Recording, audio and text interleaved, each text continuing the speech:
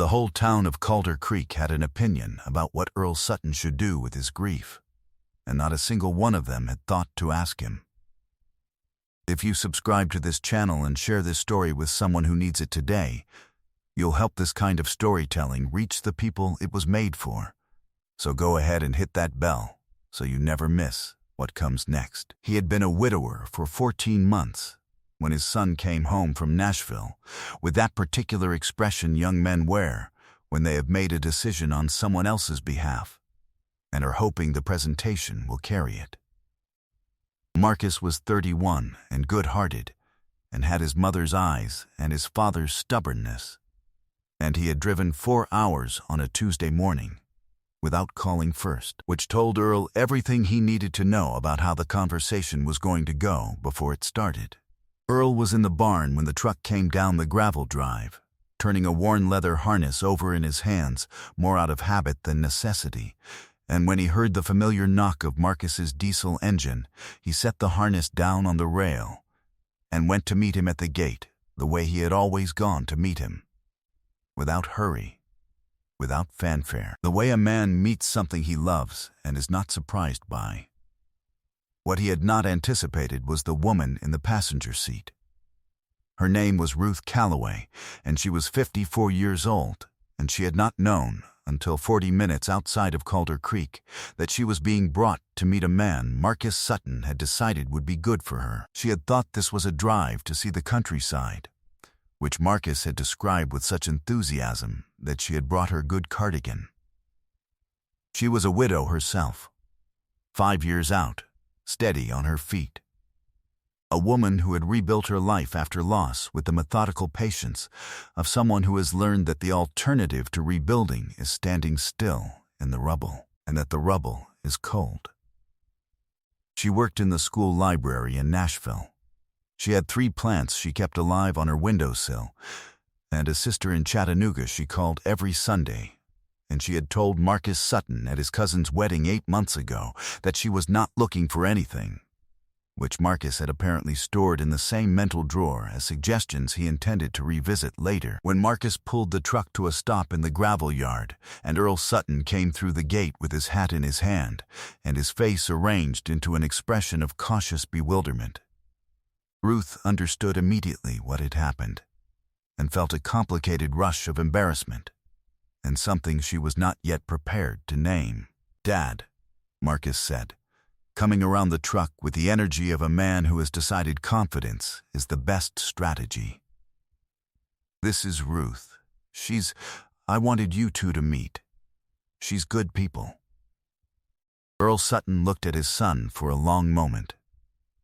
Then he looked at the woman standing beside the truck in a good cardigan, holding her purse with both hands, her face composed into a dignity that told him she was as surprised by this as he was. He looked back at his son.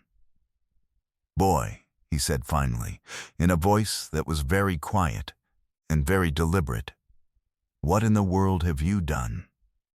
It was not a question.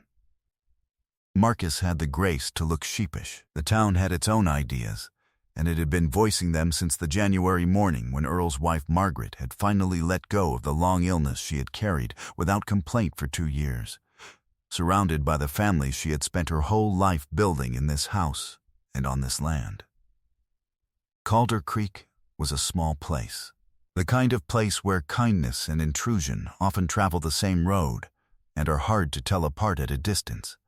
And the people who loved Earl Sutton expressed that love in the particular way of rural communities, through casseroles and concern and the steady application of their opinions about what a man in his 60s ought to do with the years he had left. Loretta Briggs from the Methodist Church had suggested, within 6 months of the funeral, that Earl ought to think about selling the house and moving in with Marcus in Nashville, because a man alone in a farmhouse was a man looking for trouble.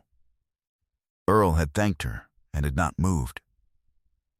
Darrell Henson from the feed store had told him over the counter one February morning that a man needed a purpose, and that a man without a woman had a tendency to lose his, which Earl had absorbed without comment. The women in Margaret's old Bible study group had taken turns bringing him food and had competed, in their gentle and entirely earnest way, to be the one who most effectively communicated to him that Margaret would have wanted him to be happy.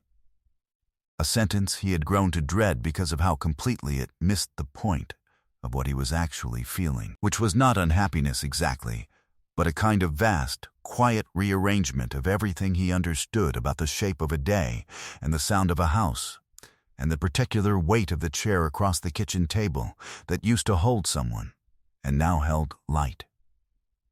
He had told none of this to anyone. He was Earl Sutton, and he was 63 years old, and he had been raised in a tradition that treated inner weather the way it treated outer weather.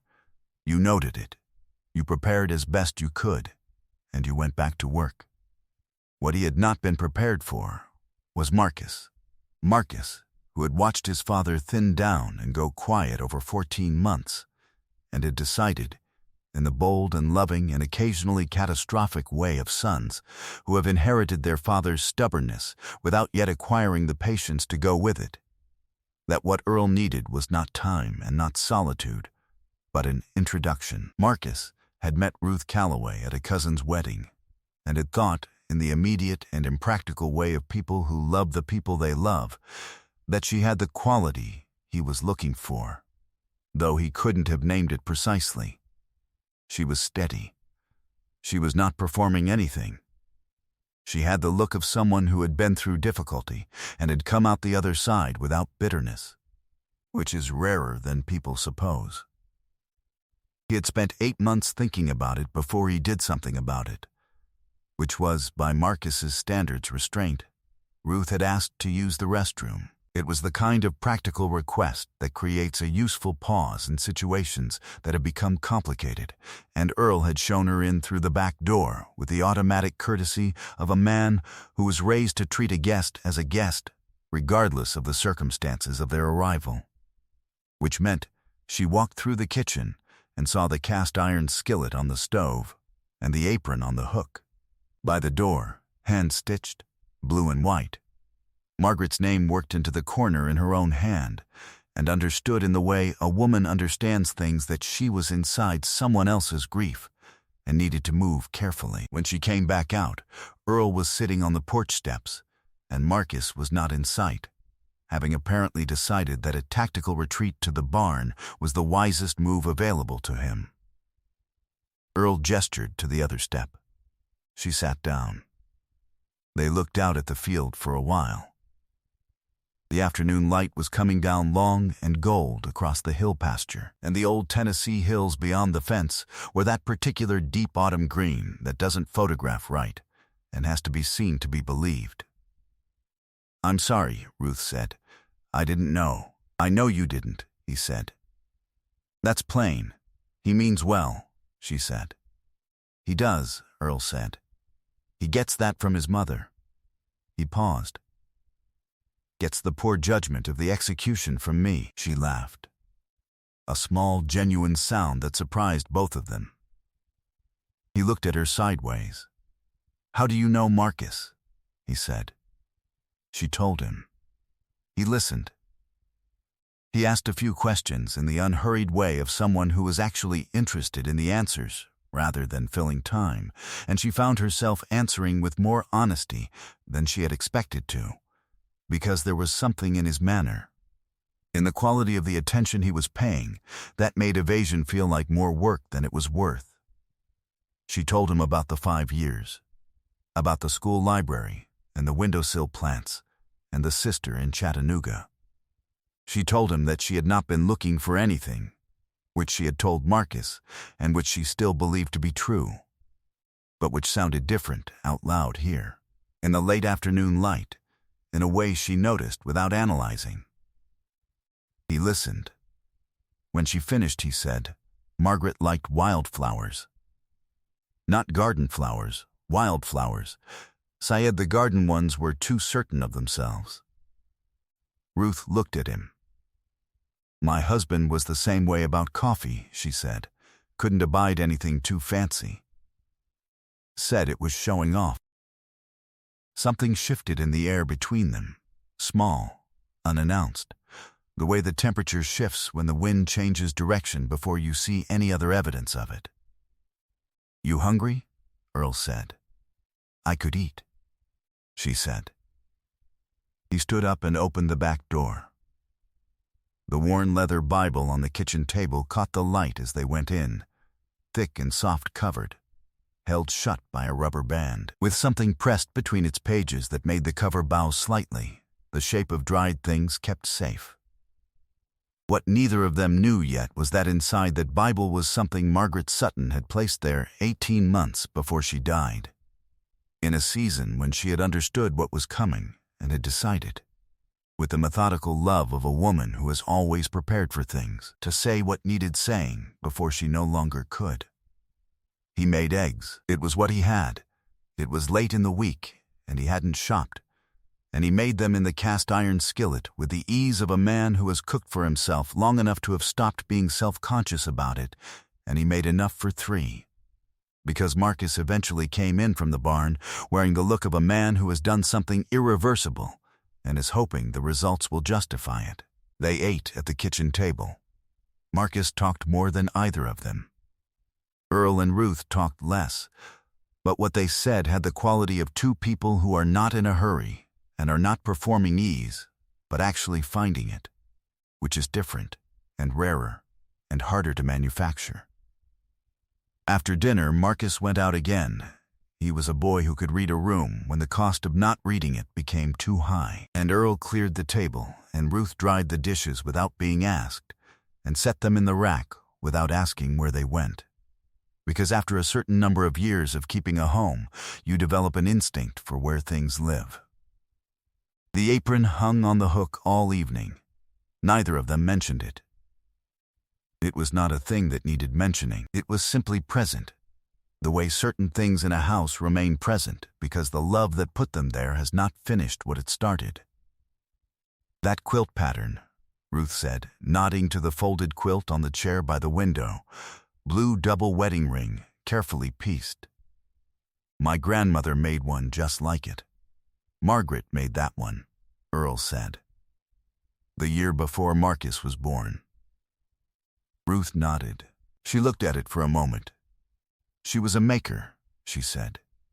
It was an observation, not a question. "She was," he said. "Made everything. Fixed everything. Couldn't pass a thing that was broken without wanting to set it right." Ruth looked at the quilt. Then she looked at him. "That's a kind of love," she said. He was quiet for a long moment. "Yeah," he said. "It is." That night, after Ruth and Marcus had taken the upstairs room and the small room off the hall, Marcus had planned for 2 nights, apparently. In the comprehensive way he had planned everything. Earl sat at the kitchen table alone for a while and looked at the Bible. He had not opened it in months. Not since the early days after Margaret, when everything in the house had felt like it would shatter if he touched it wrong. He picked it up now. The rubber band was tight and cracked in one place. He slid it off carefully. The Bible opened to where it always opened, to the middle, where the pressed wildflowers lived. 3 of them, flat and brown and preserved. Coneflowers, she had always loved coneflowers. But that night, Earl found something he had not found before. Tucked behind the flowers, folded small and tight and precisely placed, as if it had always been there, or as if it had been waiting for the exact moment when he would be ready to find it. A letter in Margaret's handwriting, undated, unsealed.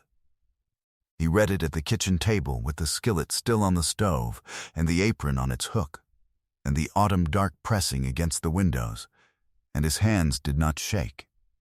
But they were not entirely steady either. The letter was 4 pages, which was long for Margaret, who had been a woman of useful brevity. She had written it in the autumn of the year before she died, she said so, at the top. And she had placed it where he would find it when he was ready, which she trusted he would know when it arrived. She knew him well enough, she said, to understand that he would not look for it before he was ready, and would not miss it when he was. She wrote about the years, about the particular quality of a life built together over 4 decades in the same house on the same land, the way it became impossible to separate what you were from what you had built with someone, and how she had worried sometimes. In the clear-eyed way she worried about everything practical, that he would not know how to be Earl Sutton without Margaret Sutton beside him as the fixed point. She wrote that she needed him to know something, and she wrote it plainly, the way she had always said the important things, without decoration.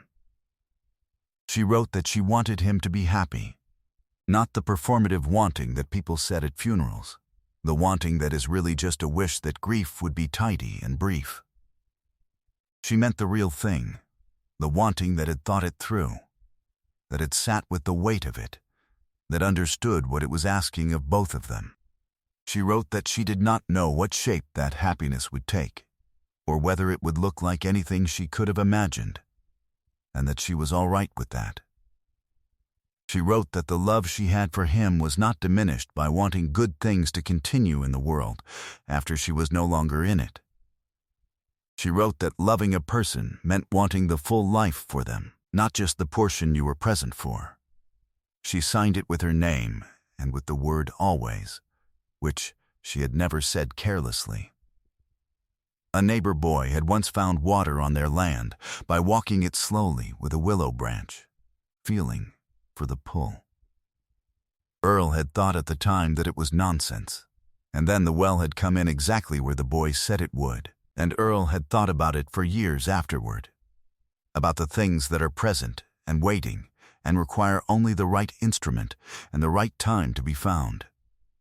He folded the letter and placed it back between the coneflowers, and closed the Bible and held it in his lap for a while in the quiet kitchen. When Marcus came down in the morning, Earl was already at the stove. "You read something last night," Marcus said, seeing his father's face with the accuracy of a son who has studied it for 31 years. "I did," Earl said. He did not say more. Marcus did not ask. He sat down and accepted the coffee that was already poured and waiting for him, which was its own kind of answer. Ruth drove herself back to Nashville on Wednesday morning. Earl walked her to her car the way he had walked her to the porch steps 2 days before, without hurry, without presentation. "I'm sorry again," she said, at the car. "For the ambush." "The ambush turned out all right," he said. She looked at him. "Earl," she said carefully, "I wasn't looking for anything." "I know," he said. "Neither was I." He paused. "Still not sure I am." He turned his hat in his hands, the same habit he'd had at the barn gate. "But I'd like to know if I could call you sometime, just to talk." She looked at him for a long moment. "Just to talk," she said. "Just to talk," he said. She nodded. She got into her car. She rolled down the window. "My grandmother called that skillet of hers the good pan," she said. "She cooked everything in it." "Margaret called this one the only pan," he said. Ruth smiled. It reached her eyes and stayed there. "Goodbye, Earl. Drive safe," he said. He stood in the gravel yard and watched the car go down the drive and turn onto the county road and disappear into the hills, and the Tennessee mornings settled around him. The smell of the pasture in the October air, the sound of the neighbor's cattle somewhere to the east, the solid old house behind him with the apron on the hook and the Bible on the table and the cast iron skillet still on the stove from breakfast. He picked up his hat from where he'd set it on the fence post. He had fence line to check in the south pasture. He had the winter woodpile to start. He had, as it turned out, more than he'd thought to do with the rest of the day. He went back to work. The spring that followed was the kind of spring that a hill country community notices and remarks upon, because the world was paying attention to itself in a way it sometimes does after a hard winter, and because Earl Sutton had a guest for Sunday dinner twice in March and 3 times in April, and Calder Creek, which had spent 14 months worrying about what Earl Sutton was going to do, found that it had a new subject to form opinions about, and applied itself to this with the same thoroughness it applied to everything. Loretta Briggs said it was too soon. Daryl Henson at the feed store said it was about time. The women from the Bible study were divided along lines that had less to do with Ruth Calloway specifically, and more to do with their long-standing differences on the subject of how long grief was supposed to last before a person was allowed to reach for something else. Which was a question none of them could agree on, because it was not a question that has a clean answer. On the second Sunday in May, Earl had Ruth and Marcus's wife and 2 of the neighbors for dinner, and Ruth made cornbread in the cast-iron skillet, because he had mentioned it once on the phone, and she had filed it away the way she filed things she intended to use. And the kitchen smelled the way kitchens are supposed to smell on Sunday afternoons in May, like something warm and certain being made by people who have decided to be in the same place together. The worn leather Bible sat on the shelf now, rubber band replaced with a proper bookmark, the letter still inside between the pressed coneflowers.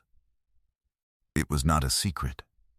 It was simply something that belonged to Earl and was kept where it belonged, and Ruth knew it was there and had not asked to read it, and Earl had told her what it said, not word for word, but in the way you tell someone the essential thing, and she had listened the way she had listened to everything he said, with the full weight of her attention and without rushing ahead to what she was going to say next.